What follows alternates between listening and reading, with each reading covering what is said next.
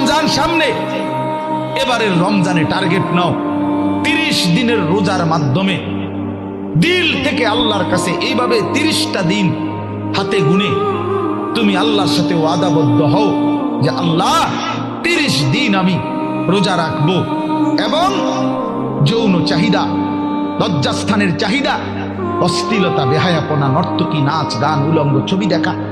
নারীকে নিয়ে চিন্তা ভাবনা, মেয়েকে নিয়ে অশ্লীল চিন্তা ভাবনা, অবৈধ কোনো প্রেম সম্পর্ক, হারাম কোনো রিলেশন, এই সব ত্যাগ করে বন্ধু 30টা দিন মনোযোগ দিয়া রোজা রাখো, তারাবি পড়ো, ইফতার করো, সাহারি করো, তাসবিহ পড়ো, তেলাওয়াত করো, কোনো আলেমে দ্বীনের সাথে উঠা বসা করো, ইমাম সাহেবের সাথে সম্পর্ক করো।